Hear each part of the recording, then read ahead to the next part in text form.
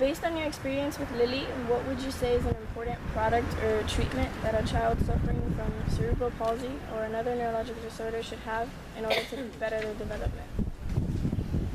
I think there's no question about the fact that any kid with CP or any neurological disorder needs to improve breathing. Respiration is vital. Respiration goes with function, and people with CP has a lower function of the body in general terms, so their breathing level goes down as well. When the breathing level goes down, the oxygenation of the body is worse, and that creates other problems. So it needs to be improved in order to avoid all those future problems, and in order to create the grounds and the foundation for improvement and improved function in general. There's a treatment that's called hyperbaric oxygen chamber, and our daughter Lily has had one round of sessions of that treatment, which is 40 sessions of 1 hour in an enclosed chamber that's pressurized, and the body receives oxygen at a certain pressure, and all the cells of the body get oxygenated during that time. And we noticed that treatment improved our daughter's function. So I would recommend the hyperbaric oxygen chamber treatment. When she was born, when did you find out that she suffered from CP? Well, my wife knew it right away. She knew it right away when I knew she wasn't well. I didn't know what her diagnosis was because I'm not a doctor, but I had a feeling that she wasn't well, and she was crying 24 hours a day, and she was unable to console. It didn't matter what we did, but we couldn't console her. So we had a feeling that something was not right, and we were able to get a diagnosis when she was 2 months old. So how is she doing now? Any new treatments that she's been doing? When she was born, she was blind and she was deaf, and she didn't have any tactility either, no perception of tactility. Her digestion was terrible. She could not really digest any of the milk that she ingested. And we were told many things, that she wasn't gonna do anything.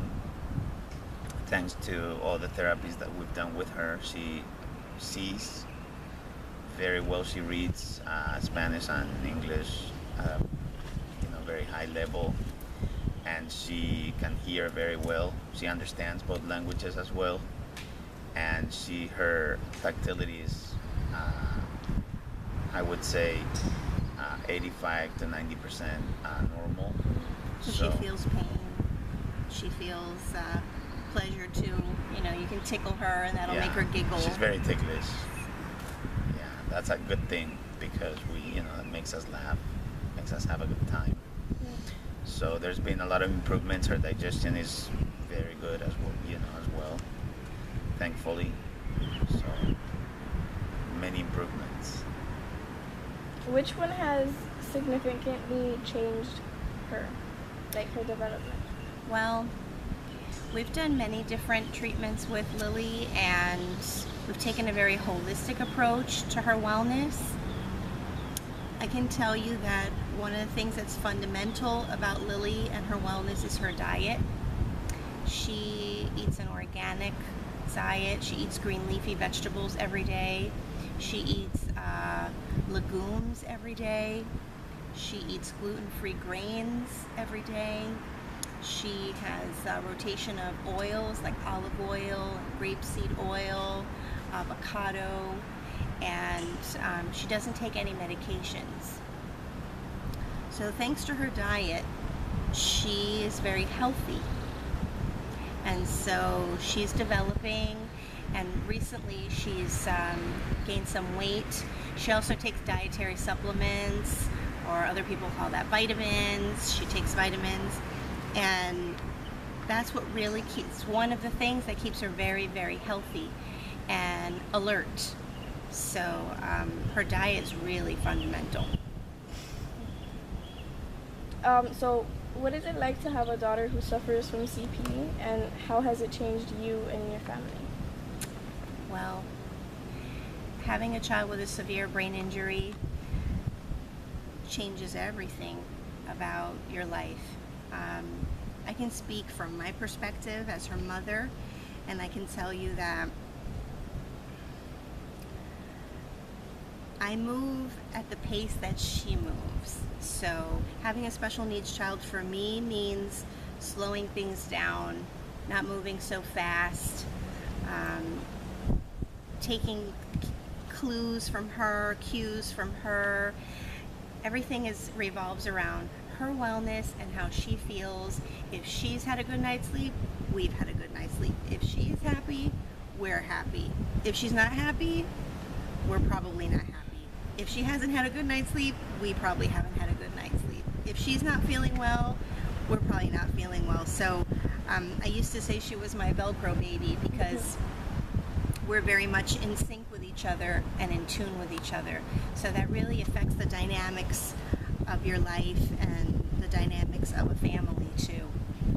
It's really all encompassing. We've had to adapt our home. Our socioeconomic status as a family is divided in half, which is by choice, so that we can optimize her wellness and she can have her best life. So those are some of the examples of how having a child with CP has changed our lives. And she's 10 years old now, so a lot of things may be a routine for us, and someone else might come in and see, and they would see that that's very different from their life. Yeah. But I would say that we take our lives one day at a time. When she was a baby and she just cried and cried and cried 24 hours a day, sometimes we took life 1 minute at a time, 1 hour at a time. We don't take anything for granted. We celebrate the small things and the big things.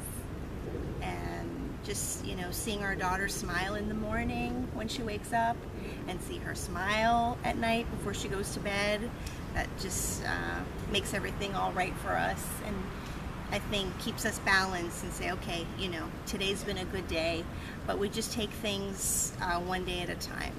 It's very important when we were very fortunate to have spoken about that before we had babies, that we were ready to accept our babies the way they came. We were not expecting anything in particular, because it's a lottery, really. So that acceptance makes a big difference in taking care and wanting to improve and enjoying also a child with CP, which is a big challenge in many ways. Like she was saying, you choose to live differently in many aspects that, like she said, other people from the outside may see it and say, wow, this is very different from my everyday life. But at the same time, it enriches you at other levels. Yeah. So since most children aren't really capable of going to school on their own, I would assume that she isn't able to go to school. So how is she schooled? Well, Lily is in a program called Hospital Homebound, which means that she's a homebound student, and so she receives all her services at home. So a teacher comes to the home on a weekly basis. She has therapists coming to the home also on a weekly basis, and so all her schooling takes place in the home. I would say thanks to that schooling and that program, she gets one-on-one attention, and she's able to move at her pace, and everything is focused on her and her needs, And her wellness. and there are no distractions, because since she's not in a small group or she's not in a class, the only behavior that affects her instruction is her own. Yeah. So that's a big factor too. But she gets one-on-one attention, and she has specific goals that she's working on as a student, that she's working towards, always to improve. Yeah, and she has her own team of people that come to the house. Teachers come to the house and therapists. And she's always been since she was a baby in a very high academic program, reading wise, math wise, science wise, social studies wise, really, because it's called encyclopedic knowledge, which pretty much covers every discipline of knowledge. So she's always been really a learner. Since we're educators, we've always complemented her homebound program with homeschooling as well. So she, in that sense, she has a benefit of having teachers for parents. So I think that's been positive for Lily. Lily has something called an individualized educational plan, which all students that are in a special education program have. And the acronym is IEP. So Lily has an IEP, and we have meetings twice a year to check her goals and what she's working on and what she's working towards as a student. So it's all monitored. So, do you find that her illness has brought you closer to her? I think definitely. Well, if you would allow me to correct you, I think I would say condition instead of illness. And I always say that Lily is love in capital letters, that she gives love in capital letters and she receives love in capital letters. And because she depends on us for all of her activities of daily living, we're very close. Very, very close. I think Lily teaches us many things. How to appreciate our own health, how to appreciate our own opportunities, because we can use our hands, because we can speak, because we can walk, because we can make a lot of decisions based on the ability that is not compromised by a brain injury. So how can that not bring you closer to her? I mean, it's a source of inspiration. It's of a daily inspiration to see her struggling to in all those things that most people take for granted, and how she doesn't give up, how she's a happy girl without all those abilities that she's improving though. What keeps your spirits up and keeps you going, knowing that you have such a troublesome situation to deal with? Well, that's a good question. Yeah. I think that taking one day at a time, 1 hour at a time, 1 minute at a time, 1 day at a time, it helps a lot. Being a united family helps. That Yes. We have good communication with each other. That's very important.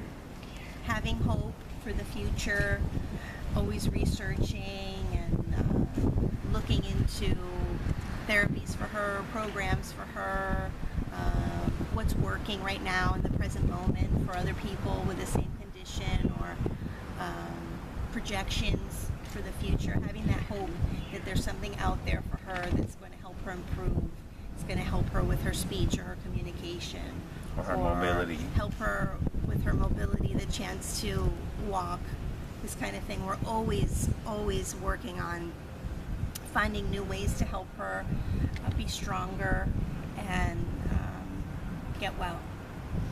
That helps a lot. Having that hope, working towards something, and also not being afraid to ask for help. I'm not afraid to ask for help, and he's not afraid to ask for help, and That's another lesson that we've learned. It's from very Lily. important to have some kind of support system. We're not in this alone, because when you have a special needs child, one may feel very isolated, and that's very difficult when you're trying to do something all by yourself. so big. So support system is very important. So how severe was her diagnosis of CP? It was very severe, very. I'm not gonna say how many things we were told when she was born, but we were told many things. I remember being told your daughter has the worst kind of brain damage possible.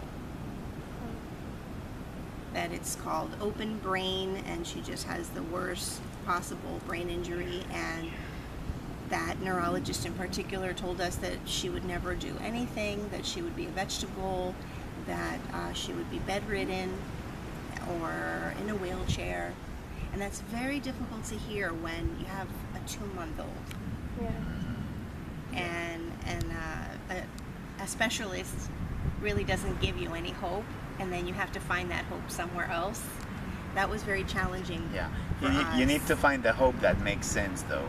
Yeah. We need to have a cold head also. You don't want to find hope just because somebody's telling you that there's hope. No, I mean, you need to be well informed about the hope. Absolutely. Out there, not, because hope could be a very confusing term for some of the things that are out there. But well-informed hope is there. It's out there, and it's happening, and it's happened. It's happening, and it will continue to happen in the future. And make well-educated decisions, because unfortunately there are a lot of people that try to take advantage of families with children with special needs. Mm-hmm. But when we were told that our 2-month-old would never do anything at all and painted everything so black, that was a very difficult time for us. Did she have any warning signs before she was diagnosed? Yes, I would say so.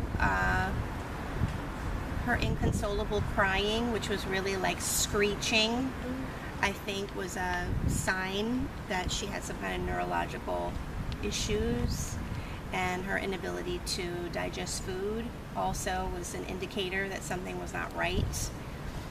During my pregnancy, I received many ultrasounds, and when I was 7 months pregnant, the gynecologist said that her head was small and that she was going to be a small baby.